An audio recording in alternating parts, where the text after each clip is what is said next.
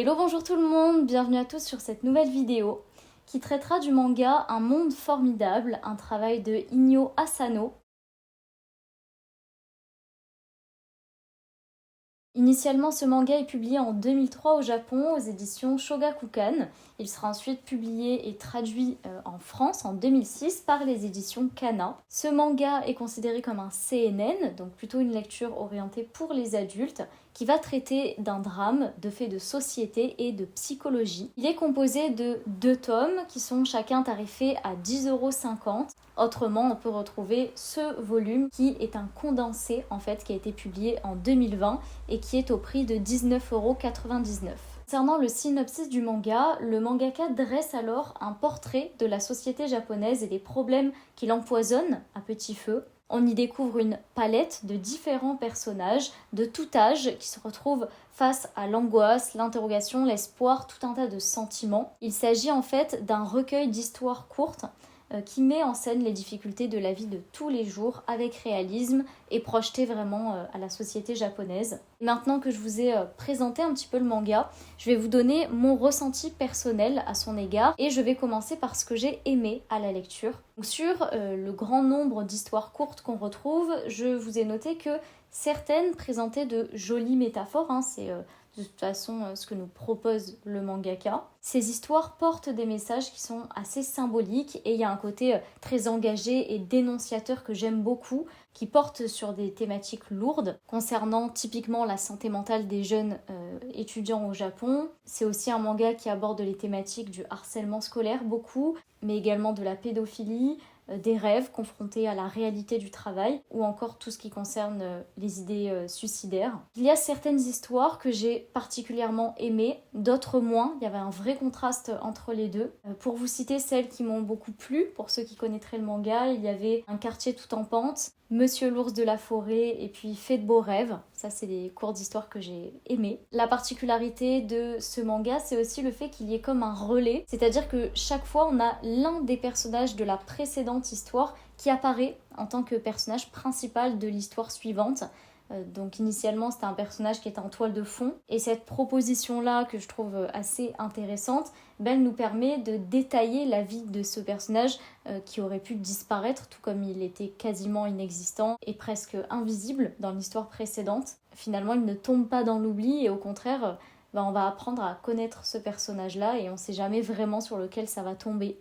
Donc c'est un petit jeu comme ça avec le lecteur qui est assez sympathique. J'ai noté aussi que j'ai beaucoup aimé les interventions du mangaka au travers de courts textes. Donc en fait après chaque courte histoire, il a une petite note en bas de page pour clôturer, nous donner une petite anecdote ou l'histoire qui l'a mené à écrire ce manga. Et les interventions de Asano, elles sont assez authentiques et elles nous donnent la perception qu'il a de ce que nous venons de lire. Et ça pour le coup je trouve que c'est vraiment un gros plus qui nous permet de créer du lien avec le mangaka. Et ce dernier a aussi, j'ai l'impression, un certain recul sur ce qu'il propose, un esprit critique qui est agréable à recevoir. Et ça nous permet aussi de mieux le comprendre dans sa démarche de création. Et pour maintenant, ce que j'ai moins apprécié à la lecture, j'ai d'abord noté un élément que j'ai survolé précédemment, c'est l'idée que les histoires sont assez inégales de mon point de vue en termes de qualité les unes par rapport aux autres, et même de façon plus globale, elles sont très distinctes.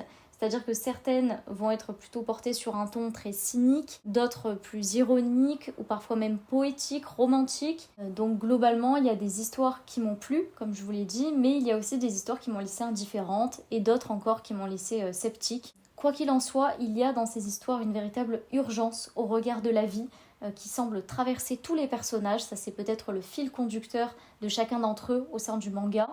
C'est un sentiment, cette urgence qui s'exprime par de l'agressivité, de l'impulsivité surtout, mais aussi de la rage de vivre ou de mourir. Et souvent, ça conduisait à des éléments insensés, des réactions insensées que je ne comprenais pas forcément. Tous les éléments qu'il y avait à lire, j'ai l'impression qu'ils étaient comme recoupés entre eux d'une façon volontairement difficile d'accès. En tout cas, ce que je retiens, c'est que c'est un manga très spécial. Je pense que je pourrais le définir en un mot comme ça. Ce manga, Un monde formidable, c'est perché.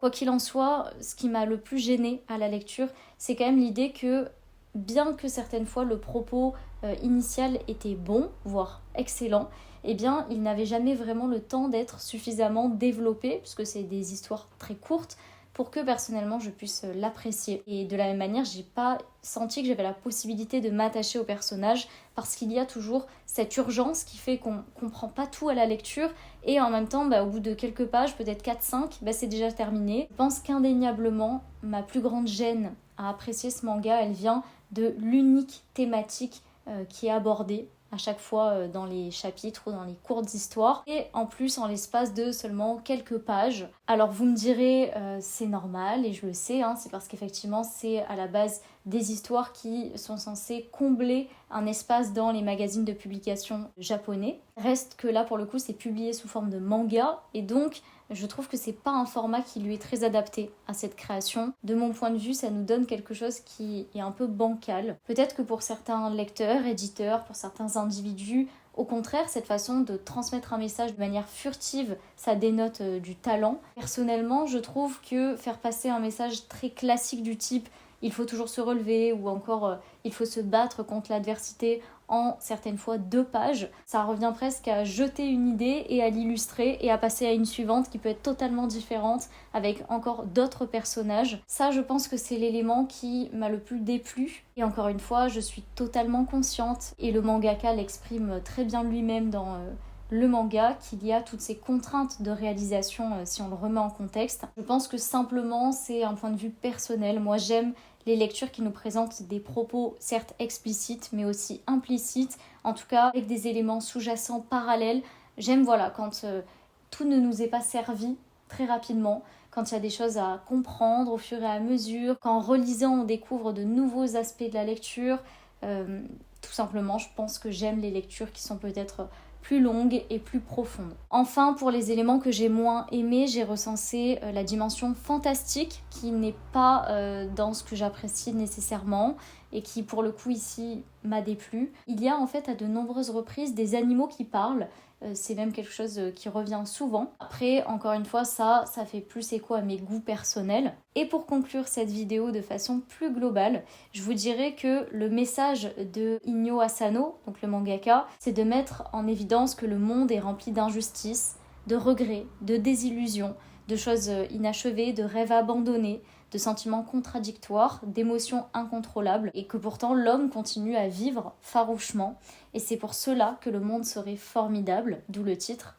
Donc ce texte-là, il n'est pas de moi, je l'ai repris, mais je trouvais que c'était une très belle façon de résumer ce qui peut décrire ce manga, et même la façon dont moi je l'ai reçu. Et de façon plus singulière, de mon point de vue, je vous ai noté que j'ai eu du mal, honnêtement, à accrocher à cette lecture, pour toutes les raisons que je vous ai évoquées précédemment.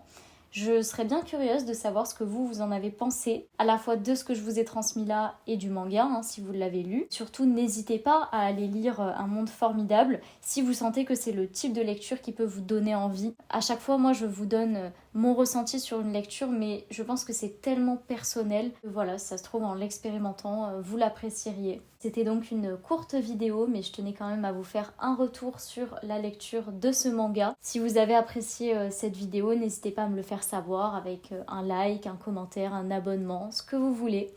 Moi, je vous dis à très bientôt, portez-vous bien, bye bye tout le monde.